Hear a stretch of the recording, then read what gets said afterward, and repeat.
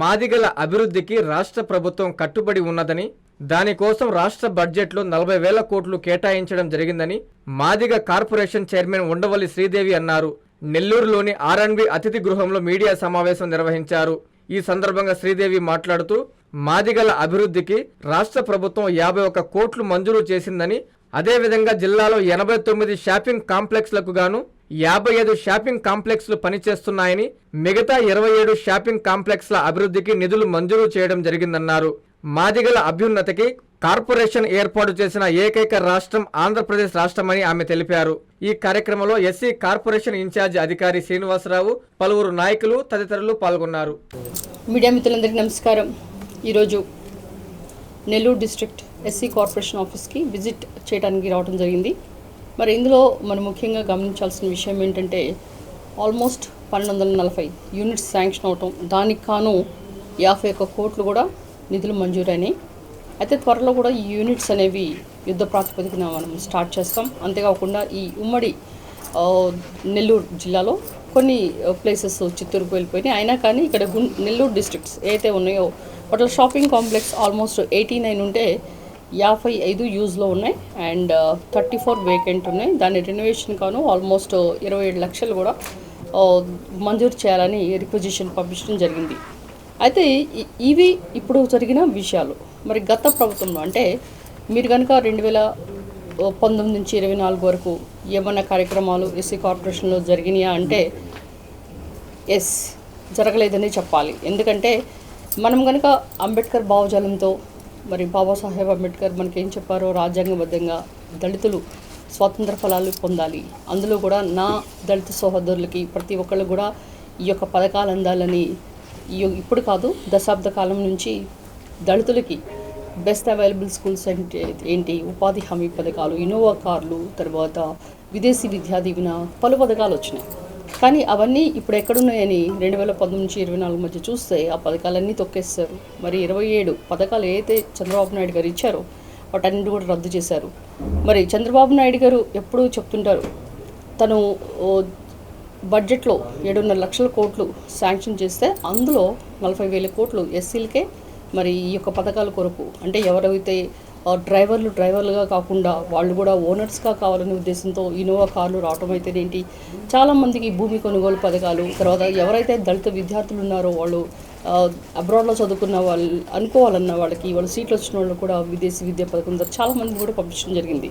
కానీ జగన్మోహన్ రెడ్డి గారు ఏం చేశారు, ఎప్పుడు కూడా నా ఎస్సీ, నా బీసీ, నా మైనారిటీస్ అని చెప్పడం తప్పితే దళితులను ఏ విధంగా ఆయన ఊచకొత కోయించాడు, వాళ్ళ యొక్క అంచెలతో దళితులను ఏ విధంగా అణగదొక్కాడు అనేది మనం ఇప్పుడు గమనించాలి. ఎందుకంటే దళితులకి మనము చాలామందికి 12,000 ఎకరాల పైన వాళ్ళు సాగు చేసుకుంటూ అసైన్ ల్యాండ్స్ ఉన్నాయి. అవన్నీ కూడా గ్రాప్ చేసుకొని వాళ్ళందరూ కూడా గ్రావెల్ దందాలు చేయటము, తర్వాత ఈ దళితుల్ని రోడ్డు పైన వేయటము, తర్వాత చంపడం ఇవ్వకపోతే పొలాలు, ఈ విధంగా దందాలు నిర్వహించారు.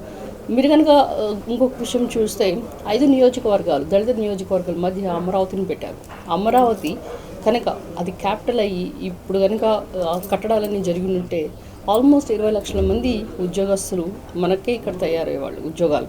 అయితే వాటన్నిటిని కూడా తొంగలో తొక్కి మరి సింగిల్ క్యాపిటల్ కాదు 3 రాజధానులు అనుకుంటూ 3 ముక్కలు అట్లా ఆడేసేసి ఇక్కడ దళితులందరినీ కూడా రోడ్డు మీద పడేశారు. ఎందుకంటే మీరు కనుక రేషియో ప్రకారం చూస్తే తాడికొండ అనేది ఎస్సీ కాన్స్టిట్యున్సీ, అందులో ఆల్మోస్ట్ ఎక్కువ మంది 32% దళితులే ఉన్నారు. మిగతా పర్సంటేజ్ ఎవరైతే ఉన్నారో కాపులైతేనేంటి, తర్వాత చౌదరీస్ అయితేనేంటి, Reddys they are very less, 8% 10% మధ్య ఉన్నారు. కానీ ఇదొక అమరావతి అని, అమరావతిని భ్రమరావతి అని చెప్పి ఈ అమరావతిని కొల్లబొడిచి అసలు అమరావతి ఇప్పుడు ఈ మధ్య మీ అందరికీ తెలుసు అది వేషాల రాజధాని అనుకుంటూ ఇక్కడ పుట్టిన వాళ్ళందరూ శంకర్ జాతి వాళ్ళని, పిచ్చాచులని, రకరకాల కామెంట్స్. అంటే మనకి ఏదైనా ఒక బ్రాండ్ అంబాసిడర్గా అమరావతి ఉండాల్సింది పోయి ఒక రాజధాని, ఏదైనా రాజధాని డెవలప్ అయితేనే అక్కడ ఉద్యోగాలు వస్తాయి. కానీ రాజధాని అనేది దాన్నే కుళ్ళబొడిచి దాని మీద విస్తృత ప్రచారం అడ్డంగా చేయించి తర్వాత అబద్ధాలని నిజంగా చేయాలని మాట్లాడిస్తూ ఆ పేటీఎం బ్యాచ్తో ఏ విధంగా జగన్మోహన్ రెడ్డి గారు అమరావతిని తొక్కేశారో మీరు గమనించాలి. తద్వారా ఏంటంటే ఉద్యోగాలు తక్కువైంది. మనము ఈ ఎన్డీఏ కూటమిలో 2024 నుంచి మనం గమనిస్తే సంవత్సరంలోనే మనం 5 లక్షల పెట్టుబడులు తీసుకొచ్చాం. తద్వారా 5 లక్షల పైన మనకు ఉద్యోగాలు రాబోతున్నాయి. అయితే మీరు బిఫోర్ అండ్ ఆఫ్టర్ అంటే ముందేం జరిగింది ఇప్పుడేం జరిగిందని మీరు గమనిస్తే అండ్ మీకు ఇంకో విషయం చెప్పాలి.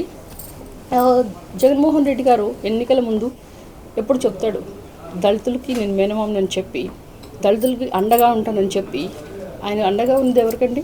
దళితుల్ని చంపిన వాళ్ళకి అండగా ఉన్నాడు. మీరు కనుక అనంతబాబుని చూస్తే ఆయన ఏం చేశాడు?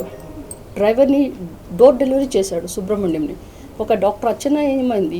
మాస్క్ అడిగిన సుధాకర్ ఏమయ్యాడు? మాస్క్ పెట్టుకొని కిరణ్ ఏమయ్యాడు? తర్వాత వాళ్ళ అక్రమాలను ప్రశ్నించిన చిత్తూరు జిల్లాకు చెందిన డాక్టర్ అనితారాణి ఏమైంది? తర్వాత మద్యం తాగాలని ఎవరైనా కొంతమంది రాత్రి ఉదయం అంతా పనిచేసి రాత్రి ఏమన్నా తాగుదామని అనుకున్నప్పుడు ఆ మద్యం రేటు కనుక పెరిగితే వాడి కోపం వచ్చి 4 మాటలంటే ఓం ప్రతాప్ని ఏం చేశారు? ఇసుక ధరలు పెరిగినని వరప్రసాద్కి శిరోమండనం చేశారా లేదా? సో ఇవన్నీ చూసుకుంటూ పోతే దళితుల మీదనే, దళితులకి SC/ST అట్రాసిటీ కేసెస్ పెట్టి ఎవరన్నా మాట్లాడితే అక్రమ కేసులు పెట్టడం, ప్రశ్నించే అర్హత లేకుండా చేయటం, తర్వాత మాట్లాడితే ఈ డోర్ డెలివరీలు చేయించడం, ఇవన్నీ కూడా గత ప్రభుత్వాల్లో మీరు అందరూ గమనించాలి.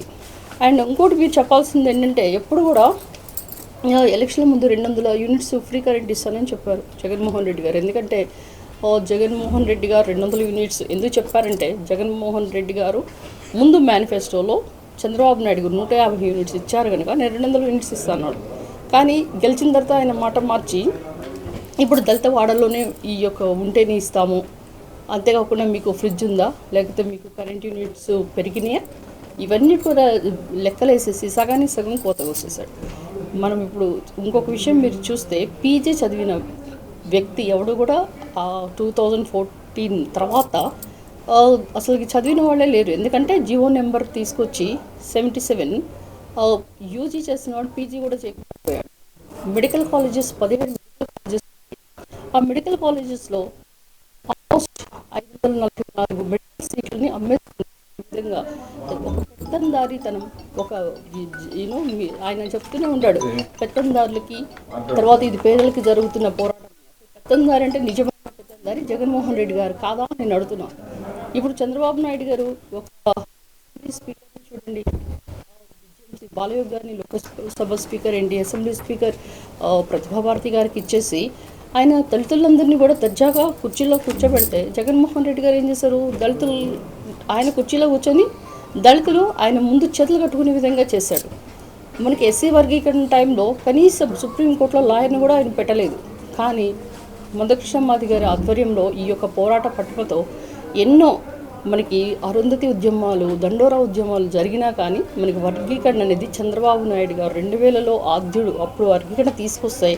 ఇప్పుడు చంద్రబాబు నాయుడు గారు ఉన్న టైంలోనే మళ్ళీ వర్గీకరణ ఇంప్లిమెంట్ అయిందంటే అది నిజంగా చంద్రబాబు నాయుడు గారి గొప్పదనం అని కూడా ఈరోజు మేము మాదిగల తరపు నుంచి నేను ధన్యవాదాలు తెలుపుతున్నాను. ఎందుకంటే విద్యా ఉద్యోగాలు అన్నింటిలో సమాన అవకాశాలు రావాలి, అంతేకాకుండా కొంతమందే పైకి వెళ్ళారు, కొంతమంది అణగదొక్కబడ్డారు. కనుక ఈ రేషియోస్ ప్రకారం మాల కులానికి 7.5%, మాది కులానికి 6.5% అండ్ రెల్లికి 1% చొప్పున ఈ యొక్క వర్గీకరణ చేసి రేపు రానున్న ఉద్యోగాల్లోనూ, అంతేకాకుండా చదువుల్లో కూడా, విద్యలో కూడా మనం ముందుస్తున్న మాదిగ కులాలు కూడా ముందుకెళ్ళి అందరితో కూడా సమాన అవకాశాలు అందిపుచ్చుకునే మాదిరిగా ఈ 2 క్లాసుల సిద్ధాంతాన్ని తీరిని పక్కన పెట్టిన గొప్ప వ్యక్తి చంద్రబాబు నాయుడు గారు. కనుక ఈరోజు ఈ యొక్క ఎస్సీ కార్పొరేషన్లో జరుగుతున్న ఈ యొక్క పనులు చూస్తుంటే నిజంగా చాలా సంతోషం వేస్తుంది. ఎందుకంటే గత 5 సంవత్సరాలు ఎలాంటి యూనిట్స్ రాలేదు. ఈరోజు మా దళిత సోదరులు వాళ్ళు ఏమన్నా ఒక కారు పెట్టుకుందామన్నా, లేకపోతే ఏదన్నా ఒక సెరికల్చర్ పెడదామన్నా, లేకపోతే ఒకటి టెంట్ హౌసెస్ పెడదామన్నా, ఏదన్నా కానీ ముందొచ్చి మరి దాని సబ్సిడీ లోన్స్తో వాళ్ళు మేము చేసుకుంటాము, ఎప్పుడు ఇస్తారు అని వాళ్ళతో ఉత్సాహంతో వస్తున్నారంటే డెఫినెట్లీ మేము తొందరలోనే ఈ యొక్క ఇంప్లిమెంట్ కూడా చేస్తాము.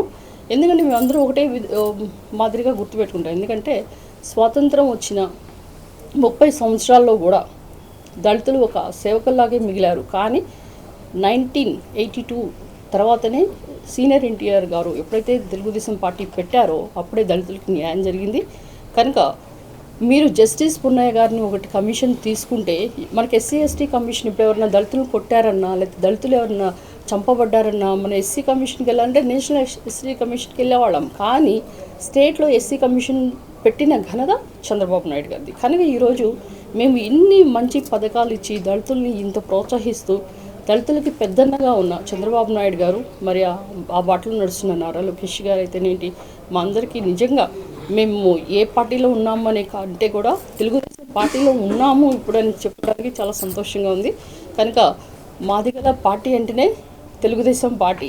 కనుక మాదిగల్ని వెన్నుదన్నుగా ఉండి మాకు ఈ నామినేటెడ్ పదవుల్లో అయితేనేంటి విద్యా ఉద్యోగ అవకాశాలు సమభాగాలు ఇచ్చిన చంద్రబాబు నాయుడు గారికి మరి ఎంతో రుణపడి ఉన్నాము. కనుక ఈ కార్పొరేషన్ ఇదివరకు ఎలా ఉంది ఒక్కొక్క లెక్క అయితే శ్రీదేవి వచ్చింది, చంద్రబాబు నాయుడు గారు సీఎం ఉన్న టైంలో మరి మా మాదిగ సోదరులకి నిజంగా న్యాయం జరుగుతుందని ఈరోజు గంటాబద్ధంగా చెప్తూ హిమాలయ స్కూల్ ఆధ్వర్యంలో Vidya Vihar school Mypadu road Navalakula Thota Nellore. IIT NEET foundation, good academics, good handwriting, cricket classes, basketball, volleyball, skating, archery, karate, yoga, hostel facility, good faculty. Himalayans Vidya Vihar school day scholars and residential school admissions జరుగుచున్నవి. Play class to 10th class, Mypadu road Navalakula Thota Nellore. Hi Nilor, please subscribe to N3 TV.